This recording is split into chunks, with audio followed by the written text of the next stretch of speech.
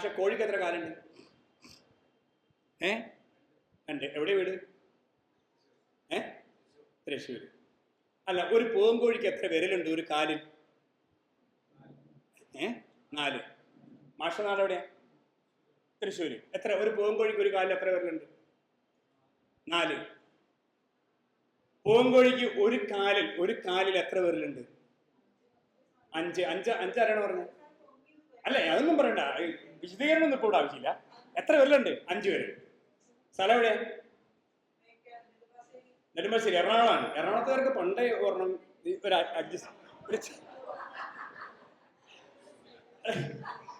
അല്ല, അപ്പൊ നോക്കൂ, ഇപ്പൊ നോക്കൂ. ഇനി പാലക്കാടുകാരുണ്ടല്ലോ. അല്ല, പാലക്കാട് അവിടെ ഒരു പൂവൻകോഴിക്ക്, നാരായണൻകുട്ടി കോഴിക്ക് ഒരു പൂവൻകോഴിക്ക് ഒരു കാലം എത്ര വിരലുണ്ട്? 4 അല്ല, ഇപ്പൊ നോക്കൂ, ഇവിടെ 4 വിരൽ, 5 വിരൽ. ഇനി ഇങ്ങനെ ചോദിക്കാത്തത് കൊണ്ട് 3 വിരലുകാരുണ്ടാവും. അങ്ങനെ നോക്കൂ, നിങ്ങൾക്ക് 2 കാലെന്നുള്ളതിന് തർക്കില്ല അല്ലെ? ഒരു കോഴിക്ക് എത്ര കാലുണ്ട്? ഒരു കോഴിക്ക് എത്ര കാലുണ്ട് എന്ന ചോദ്യം തന്നെ നിങ്ങളിൽ ഒരു ചിരി പടർത്തി. ഇയാൾ പൊട്ടൻ മണ്ടൻ, ഏകനെ ഇതന്നെയായി, ഇയാൾക്ക് വിളവൊന്നുമില്ലേ? ഇയാളെയൊക്കെയാണ് പരിപ്രേക്ഷ്യം വിളിക്കാൻ എന്നൊക്കെ തോന്നിയിട്ടില്ല നിങ്ങൾക്ക്? അപ്പൊ ഒരു കോഴിക്ക് 2 കാലെന്നുള്ളത് നിങ്ങൾക്ക് തർക്കില്ല. പക്ഷേ ഒരു പൂവൻകോഴിയുടെ ഒരു കാലിൽ എത്ര വിരലെന്ന് ചോദിച്ചപ്പോ വളരെ പണ്ഡിത സദസ്സാണ് ഇവിടെ ഇരിക്കുന്നത്. നാട് മുഴുവൻ വിപ്ലവം നടത്താൻ പറ്റുന്ന ബാലവേദിയുടെ ആൾക്കാർ തമ്മിൽ അടിയായി. എന്തായാലും ഒരു കാര്യം ഉറപ്പാ, ഒന്നുകിൽ കോഴിക്ക് 4 വിരൽ ഒരു കാലിൽ, അല്ലെങ്കിൽ 5 വിരൽ, അല്ലെങ്കിൽ 3 വിരൽ. അല്ലാതെ 3-4-5 വിരലൊന്നുമില്ല. അല്ലാതെ 3-4-5 വിരലില്ലല്ലോ. ഇനി നമുക്കത് എങ്ങനെ തീരുമാനിക്കാം? അല്ല, അത് തീരുമാനം എടുക്കണമല്ലോ. ഇത് നിസ്സാര കാര്യമല്ലല്ലോ. ഇത് ബാലവേദിയുടെ സ്റ്റേറ്റ് ലെവൽ ക്യാമ്പാണ്. അപ്പൊ അതുകൊണ്ട് ഇന്നത്തെ ഈ തൃശ്ശൂർ, പാലക്കാട്, എറണാകുളം, ഇടുക്കി ജില്ലകൾ പങ്കെടുക്കുന്ന റിസോഴ്സ് പേഴ്സൺമാരുടെ ഈ യോഗം ഭൂരിപക്ഷ തീരുമാനം അനുസരിച്ച് ഒരു പൂവൻകോഴിയുടെ ഒരു കാലിൽ 4 വിരൽ എന്നുള്ളത് ഈ യോഗം തീരുമാനിച്ചിരിക്കുന്നു. എന്ന ജനാധിപത്യം കോഴിയുടെ കാല ചെലവാകൂ?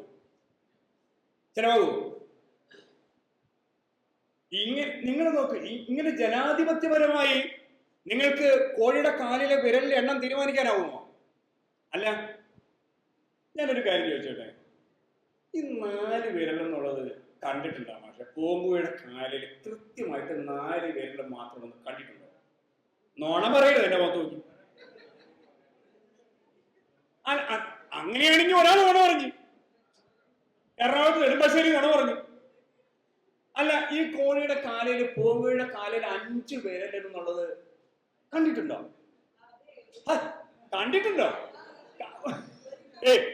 തൃശ്ശൂരും കണ്ടിട്ടുണ്ട്, നെടുമ്പാശ്ശേരിയും കണ്ടിട്ടുണ്ട്. അപ്പൊ ഇത് ആരോ നുണ പറയുന്നില്ലേ? നുണയല്ലെന്ന് ഞാൻ പറഞ്ഞു, നുണയല്ലെന്ന്. നോക്കൂ, ഈ വാദം നിങ്ങൾക്ക് ഈ സമൂഹത്തിൽ എവിടെയും കാണാം.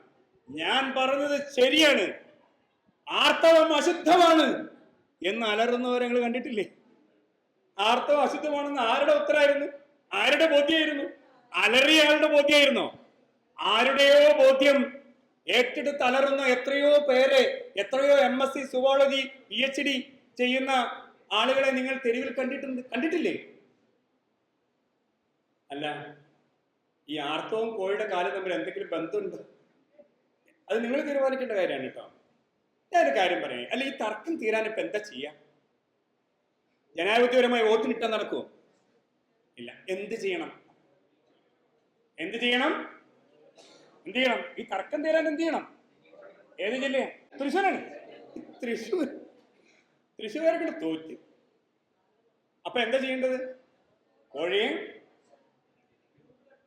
അല്ല, നോക്കൂ, നിങ്ങൾ ഈ കോഴിയെ കണ്ടിട്ടല്ലേ, നിങ്ങൾ ഈ കോഴിയെ നോക്കിയിട്ടുണ്ടല്ലോ, നിങ്ങൾ ഈ കോഴിയെ കണ്ടിട്ടല്ലേ 2 കാലെന്ന് പറഞ്ഞത്?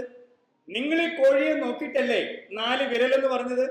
നിങ്ങൾ ഈ കോഴിയെ നോക്കിയിട്ടല്ലേ 5 വിരലെന്ന് പറഞ്ഞത്? അപ്പൊ നിങ്ങൾ കോഴിയെ നോക്കിയിട്ടില്ല എന്നത് നുണയാണോ? നിങ്ങൾ കോഴിയെ കണ്ടിട്ടുണ്ട്, പിന്നെ എന്തിന് ഇപ്പോഴും കോഴിയെ കാണണമെന്ന് പറഞ്ഞത്? നിങ്ങൾ ഇപ്പോഴും കോഴിയെ കാണണമെന്ന് പറഞ്ഞത് എന്തുകൊണ്ടാ?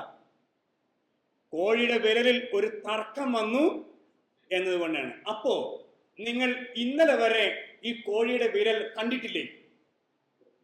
കണ്ടിട്ടുണ്ട്. ഇത് ആകപ്പാടെ കൺഫ്യൂഷനായ. അല്ല, കറക്റ്റ് അല്ലേ? നിങ്ങൾ കോഴിയെ കണ്ടിട്ടില്ലേ? നോക്കൂ, ഈ കാഴ്ചയാണ് നമ്മുടെ കുട്ടികൾ കാണുന്നത്. നിങ്ങൾ കോഴിയുടെ വിരല് കണ്ടതുപോലെ തന്നെയാണ് കുട്ടികൾ ഇന്ന് അവരെ അങ്ങനെ കാണാനാണ് പ്രേരിപ്പിക്കുന്നത്. പക്ഷെ സഹജമായ ഒരു കുട്ടി അങ്ങനെ നിങ്ങൾ കോഴിയെ കണ്ടതുപോലെയല്ല കുട്ടി കാണണേ. കുട്ടിയൊരു കോഴിയുടെ കാല് കണ്ടു കഴിഞ്ഞാൽ, കുട്ടിയൊരു കോഴിയുടെ വിരല് കണ്ടു കഴിഞ്ഞാൽ കുട്ടിക്ക് സംശയമില്ലാതെ ഒരു ഉത്തരവുണ്ടാവും. ആ കുട്ടി കോഴിയെ കാണുകയല്ല ചെയ്തത്. ഇന്ന് നിങ്ങൾ ഈ കോഴിയെ കണ്ടാലോ? ഇന്ന് നമ്മുടെ ഇതിൽ പങ്കെടുക്കുന്ന 51 പേരും കോഴിയെ ഇന്ന് കണ്ടു കഴിഞ്ഞാൽ നിങ്ങൾക്ക് എല്ലാവർക്കും എത്ര ഉത്തരം ഉണ്ടാവും? ഒരു ഉത്തരം ഉണ്ടാവും അല്ലേ? ഒരു ഉത്തരം. അപ്പോഴാണ് ഇന്ന് കാണുന്ന കാഴ്ചയാണ്, ആ കാഴ്ചയാണ്, ആ നോട്ടമാണ്, ആ കാണലാണ്, അതാണ് യഥാർത്ഥ കാണൽ. ആ കാണലാണ് അറിവ് നൽകുക. അതാണ് നിരീക്ഷണം. അതാണ് നിരീക്ഷണം. നോക്കൂ, ഈ നിരീക്ഷണം എപ്പോഴൊക്കെയോ നമ്മുടെ ജീവിതത്തിൽ നിന്ന് കൈമോശം വന്നു പോയിട്ടുണ്ട്. അങ്ങനെ കൈമോശം വന്നു പോകുന്ന കാലത്ത് നിങ്ങൾക്കൊരു ഉത്തരം ഉണ്ടാവും. അത് നിങ്ങളുടെ ഊഹത്തിന്റെ ഉത്തരാണ്, നിങ്ങളുടെ സാമാന്യ ബോധത്തിന്റെ ഉത്തരാണ്. ആ സാമാന്യ ബോധം ശരിയാണെന്ന് ഉറപ്പുണ്ടോ? ഉണ്ടോ? നിങ്ങളുടെ നിരീക്ഷണത്തിൽ നിന്നുണ്ടാകുന്ന ഉത്തരമാണ് ശരിയോടെടുക്കുന്ന ഒരു ഉത്തരം. അപ്പോ നിങ്ങൾക്ക് ഒരു ഉത്തരം ഉണ്ടായിരുന്നു. ഇപ്പൊ ഞാൻ ഈ കോഴിക്ക് എത്ര കാലുണ്ട് എന്ന് ചോദിച്ചതുപോലെ ഒരു ചോദ്യം കൂടി ചോദിക്കാം. നിങ്ങൾ ഈ റോഡിൽ കൂടെ പോകുമ്പോൾ സിഗ്നൽ ലൈറ്റ് കാണാറില്ലേ? അതിനകത്ത് ഇങ്ങനെ മഞ്ഞയുണ്ട്, പച്ചയുണ്ട്, ചുമപ്പുണ്ട്, ഇങ്ങനെ നിൽക്കണല്ലോ ഈ കോലയിൽ. അപ്പൊ മഞ്ഞ, പച്ച, ചുമപ്പ്. ഇതിനകത്തെ ഈ മഞ്ഞ ലൈറ്റ് എവിടെയാണ്? മുകളിലാണോ, നടുക്കാണോ, താഴെയാണോ കത്തണത്? എവിടെയാണ് തൃശ്ശൂർ? ഈ മഞ്ഞ ലൈറ്റില്ലേ? അതിലെവിടെ കത്തണേ? മുകളിലോ, നടുക്കോ, താഴെയോ? അടിയിൽ. എവിടെയാണ് കത്തണത്? എന്തും ഗൂഗിൾ നോക്കരുത്. അവിടെ സെർച്ച് ചെയ്യാം. ആണ്ടോ പിള്ളേരുടെ ഒരു പരിപാടി, അവർ ഗൂഗിൾ നോക്കുക. ഗൂഗിൾ സെർച്ച് ചെയ്യണ്ട. എവിടെ? മുകളിലോ? വീട്ടിലില്ലേ? അടി ഉറപ്പാണ്. തൃശ്ശൂരുകാർ തമ്മിൽ അടി കേട്ടോ. ഒരാള് താഴെ, ഒരാള് മുകളില്, മിഡില്. നോക്കൂ, വണ്ടി ഇടിച്ച് ചാകാത്തത് ഭാഗ്യം കൊണ്ടാണ്. ആലോചിച്ചേക്ക്, പരമയോഗ്യരായ ആൾക്കാരാണ് അവിടെ വന്നിരിക്കുന്നത്. നോക്കൂ, ഒരു സിഗ്നൽ ലൈറ്റില് മഞ്ഞ കത്തുന്നത് മുകളിലാണോ, നടുക്കാണോ, താഴെ എന്നുള്ളതിന് ഇപ്പൊ തന്നെ 3 ഉത്തരായി. മുകളിൽ, നടുക്ക്, താഴെ. നിങ്ങളിത് എല്ലാ ദിവസവും കാണണല്ലേ? അല്ലേ? ഞാൻ ചോദിച്ച ചോദ്യത്തിന് എത്ര ഉത്തരമുണ്ട്? എത്ര ഉത്തരം പറയാം? മുകളിൽ, നടുക്ക്. അപ്പൊ എത്ര ചോയ്സ് ഉണ്ട്? അല്ലാതൊരു ചോയ്സ് ഉണ്ടാവും. ഏതാ മോളെ? അല്ലെ, ഞാൻ ഈ ചോദിച്ച ചോദ്യത്തിനെ, ഈ സിഗ്നൽ ലൈറ്റ് മുകളിൽ, നടുക്ക്, താഴെ, അതിന് മുകളിൽ എന്ന് പറയാം, താഴെ എന്ന് പറയാം, നടുക്കെന്ന് പറയാം. അല്ലാതെ ഉത്തരം ഉണ്ടോ? പറഞ്ഞോളൂ. വളരെ കറക്റ്റ്. അതെ, ഒരു കയ്യടി ആ ബാലവേദി കൂട്ടുകാർക്ക് കൊടുക്കണം. അതാണ് അംഗീകാരം. അല്ല, ഈ അംഗീകാരം കൊടുക്കുന്നത് ഇപ്പൊ തന്നെ. അടാ, അപ്പോഴും കൈയടിക്കാൻ വിഷമമുള്ളവർ പരിശുദ്ധകാരുണ്ട്. എങ്ങനെ ക്ലാസ് എടുക്കും? അല്ല, ഈ കുഞ്ഞുങ്ങളെ അംഗീകരിക്കണമെന്നേ. അംഗീകാരമാണ് അവർ ആഗ്രഹിക്കുന്നത്. അപ്പോഴാണ് പറയുന്നത്, എനിക്കറിയില്ല സാർ, എനിക്കറിയില്ല എന്ന് പറയുന്ന ഒരു കുട്ടിയെ നിങ്ങൾ കൈയടിച്ച് അഭിനന്ദിക്കുന്ന ഒരു കാലത്താണ് ബാലവേദി അതിന്റെ പരിപ്രേക്ഷ്യത്തിൽ നിന്ന് കുട്ടികളുടെ മനസ്സിലേക്ക് കിടക്കുക. ഇതൊക്കെ പരിപ്രേക്ഷ്യം. എന്താ കൊച്ചു പറഞ്ഞേ? അറിയില്ല എന്ന് പറയുന്ന ഏതെങ്കിലും കുഞ്ഞുങ്ങൾക്ക് ഏതെങ്കിലും ക്ലാസ് മുറികളിൽ അഭിനന്ദനാർഹമായ കൈയ്യടി കിട്ടിയിട്ടുണ്ടോ? കോട്ടൻ, മാണ്ടൻ, കോശവൻ, ഇങ്ങനെയൊക്കെ എത്ര പേരുകളാണ് അല്ലേ അറിയില്ല എന്ന ഉത്തരത്തിന് അംഗീകാരമായി നൽകുന്നത്. അവിടെയാണ് നമ്മൾ കൈയടിച്ച് പ്രോത്സാഹിപ്പിക്കുന്നു. അറിയില്ല എന്നത് ഒരു ഉത്തരം അല്ലേ? എനിക്കറിയില്ല. നടുക്ക് എന്ന ഉത്തരം ശരിയാണെന്ന് നിങ്ങൾക്ക് ഉറപ്പുണ്ടോ? താഴെ എന്നുള്ള ഉത്തരം ഉറപ്പുണ്ടോ? കണ്ടിട്ട് ഉറപ്പില്ലല്ലോ. അപ്പോ എനിക്കറിയില്ല എന്നറിയുന്നത് അന്വേഷണത്തിന്റെ തുടക്കമാണ്. അറിയില്ല എന്ന് അറിയുമ്പോഴേ അന്വേഷണം ആരംഭിക്കുള്ളൂ. ഇല്ലെങ്കിൽ നിങ്ങൾ ആരോ പറഞ്ഞ ഒരു ഉത്തരം നിങ്ങളുടെ ഉത്തരമാകും. നിങ്ങളുടെ ഊഹം നിങ്ങളുടെ ഉത്തരമാകും. നിങ്ങളുടെ ഊഹം നിങ്ങളുടെ ഉത്തരമാണെന്ന് മാത്രമല്ല, ആ ഉത്തരത്തിന് വേണ്ടി 10 പേരെ കൂട്ടിയിരുത്തി നിങ്ങൾ വാദിക്കാൻ തയ്യാറാകും. നോക്കൂ, ഇതാണ് ബാലവേദിയിൽ നമ്മൾ കൊടുക്കേണ്ടത്. ഇതാണ് ശാസ്ത്രബോധത്തിന്റെ വഴിയിലേക്ക് കുട്ടികളെ നയിക്കേണ്ടത്. ഒരു ചുവട് വെക്കണം നമ്മൾ ശാസ്ത്രബോധത്തിന്റെ വഴിയിലേക്ക്, അല്ലേ? നോക്കൂ, കുട്ടികളിൽ ഇങ്ങനെയാണ് ശാസ്ത്രബോധത്തിന്റെ ഈ നാമ്പ് മുളപ്പിച്ചെടുക്കണ്ടേ. ഇങ്ങനെ ചോദിക്കാൻ, അന്വേഷിക്കാൻ, ആ മനോഭാവം കുട്ടികളിൽ വളർത്താൻ ഉള്ളടക്കങ്ങൾ നമുക്ക് തീരുമാനിക്കാം ബാലവേദിയിൽ. അതിന് നിങ്ങൾക്ക് ഈ പാട്ട് ഉപയോഗിക്കാം. അവിടെയാണ് ഞാൻ പറഞ്ഞ എന്തുകൊണ്ടെന്നുള്ള പാട്ട്. എന്തുകൊണ്ടെന്നുള്ള പാട്ട് കെ കെ കൃഷ്ണകുമാർ എഴുതുന്നത് എത്രയോ കാലം മുമ്പാണ്. ആ പാട്ട് തുടങ്ങുന്നത് എങ്ങനെയാണ് നോക്കൂ. ഈ ചോദ്യം എവിടെ എത്തും, ഈ ചോദ്യം ചെയ്യൽ എവിടെ എത്തും എന്നുള്ളത് നമുക്ക് ആ പാട്ടിലൂടെ തന്നെ വലിയൊരു വിദ്യാഭ്യാസമാണ്. ആ പാട്ട് മുഴുവൻ നിങ്ങൾ കേട്ടിട്ടുണ്ടോ എന്ന് എനിക്കറിയില്ല. ആ പാട്ട് മുഴുവൻ പാടാനുള്ള നേരമൊന്നും ഇവിടെ ഇല്ല. പക്ഷെ ആ പാട്ട് ഇങ്ങനെ തുടങ്ങുന്നുണ്ട്. അത് എന്തുകൊണ്ട് ഞാൻ ആ പാട്ട് പാടി. അതിനു മുമ്പ് അതിനേക്കാൾ കുഞ്ഞുങ്ങളോട് പാടാൻ ഒരു ചോദ്യം ഇറക്കിയിട്ടുണ്ട്. നിങ്ങൾ പറഞ്ഞല്ലോ നമ്മുടെ ബാലവേദിയിൽ പല പ്രായക്കാരാണ്. പല പ്രായക്കാരുണ്ടാകുന്നതിന് ഒരു ശക്തി CR ഇവിടെ സൂചിപ്പിക്കുകയുണ്ടായി. പക്ഷെ ഈ പല പ്രായക്കാരെയും പരിഗണിക്കപ്പെടണം, അല്ലേ? അപ്പൊ ഏറ്റവും കുഞ്ഞുങ്ങൾ 3ാം ക്ലാസ് പഠിക്കുന്ന കുഞ്ഞിനോട് ഒരുപക്ഷെ നിങ്ങൾ ഈ ചോദിക്കുന്ന ചോദ്യം അത് 2ലെ കുഞ്ഞിനോട് ചോദിച്ചാൽ, 1ാം ക്ലാസ് പഠിക്കുന്ന ആർദ്രയോട് ചോദിച്ചാലോ? എങ്ങനെയാണതെങ്ങനെയാ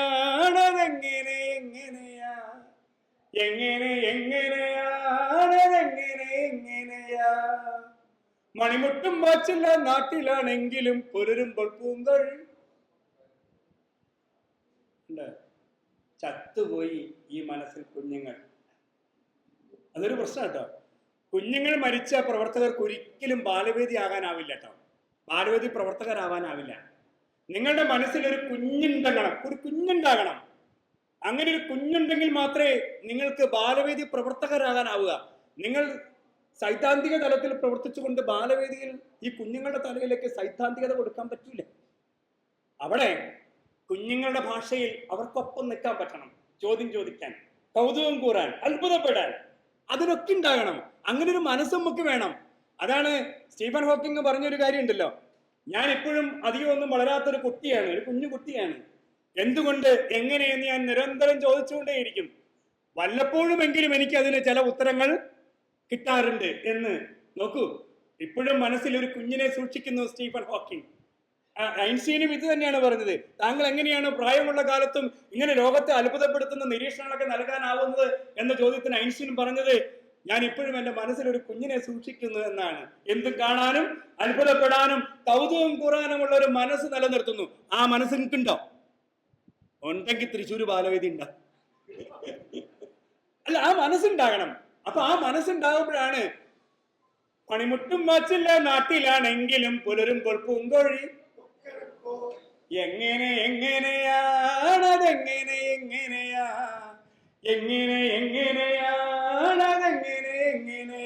മാറുകയാണ്. ഈ ചോദ്യത്തിൽ നിന്ന് കേക്കെ മാറുന്നു. കേക്കല്ല, കുട്ടികളുടെ നിലയിൽ മാറുകയാണ്. അങ്കിമലയിലെ മാമരമൊക്കെയും കള്ളന്മാർ വെട്ടുന്നതെന്തുകൊണ്ട്? കുട്ടനും കുഞ്ഞിച്ചിരുതയും അമ്മയും പിച്ച തെണ്ടിയിടുന്നതെന്തുകൊണ്ട്?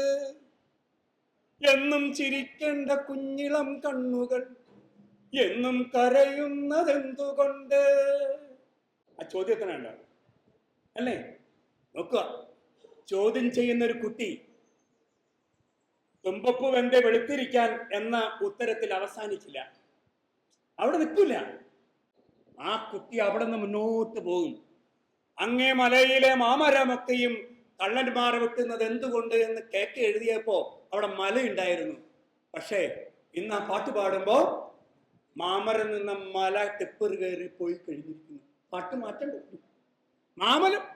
മാമരമല്ല, മാമ്പല് തന്നെ പേര് വിളിച്ച് കയറി പോവുകയാണ്. നോക്കൂ, ആ കയറിപ്പോയ ആ ചെമ്മൺ കുന്ന് എൻ്റെ കുടിവെള്ള സുരക്ഷ കൂടിയാണ് ടിപ്പർ കയറിപ്പോയതെന്ന് ചോദ്യം ചെയ്യുന്ന ഒരു കുട്ടി മനസ്സിലാക്കും. ആ കുഞ്ഞുങ്ങളൊരു പോസ്റ്റർ എഴുതി വെക്കും ബാലവേദി യോഗം കഴിഞ്ഞിട്ട്, ഇത് ഞങ്ങളുടെ ജലഗോപുരമാണ്, ഇത് ഞങ്ങളുടെ കുടിവെള്ള സുരക്ഷയാണ്, ഇങ്ങനെ ടിപ്പർ കയറി കൊണ്ടുപോകാൻ ഞങ്ങൾ അനുവദിക്കില്ല എന്ന് ബാലവേദി കൂട്ടുകാർ എന്നൊരു കുഞ്ഞെഴുതുന്നത് ഈ കാലത്തെ മനസ്സിലാക്കിയുള്ള ചോദ്യം ചെയ്യലിന്റെ പ്രതികരണമാണ്. നോക്കൂ, ഇത് നമുക്ക് മാത്രമല്ല, ഇത് ഇതിനേക്കാൾ ഷാർപ്പായി ചെയ്യാൻ കുഞ്ഞുങ്ങൾക്കാവും. അവർ ഈ ഒരു മൊബൈലിൽ, നിങ്ങൾ പറയൂ, അവർ ഈ മൊബൈലിൽ നിങ്ങളെ അത്ഭുതപ്പെടുത്തുന്ന മല കരയുന്ന ഒരു ഡോക്യുമെന്ററി അവരുണ്ടാക്കും. കുന്ന് കരയുന്ന ഡോക്യുമെന്ററി ഉണ്ടാക്കും. കുന്ന് ചുരത്തുന്ന വെള്ളത്തിന്റെ വിലയെ നിങ്ങളെപ്പോലും അത്ഭുതപ്പെടുത്തുന്ന ഒരു 3 മിനിറ്റ് ഡോക്യുമെന്ററി നമ്മുടെ കുഞ്ഞുങ്ങൾ ഉണ്ടാക്കി ബാലവേദിയിൽ അവതരിപ്പിക്കും. അത് നാടകം കാട്ടിക്കൊടുക്കുമ്പോഴാണ് പുലരി യുറീക്ക ബാലവേദി ഒരു നാടിന്റെ പുലർവട്ടമായി മാറുക. തിരിച്ചറിവിന്റെ വെളിച്ചം കൊടുക്കുന്ന ബാലവേദിയായി അത് മാറുക. അതിനെന്താ വേണ്ടത്? അതിന് വേണ്ടത് ബാലവേദിയുടെ ഉള്ളടക്കം പാട്ടും കളിയും ചിരിയും എന്നതിനോടൊപ്പം തന്നെ അത് കുട്ടികളുടെ മനസ്സിനെ ഈ തരത്തിലേക്ക് ഉയർത്തുന്ന, ഇത്തരം ശാസ്ത്രബോധത്തിന്റെ ഉള്ളടക്കത്തിലേക്ക് കുട്ടികളെ കൊണ്ടുപോകുന്ന ഒന്നാക്കി മാറ്റാൻ നമുക്കാവണം.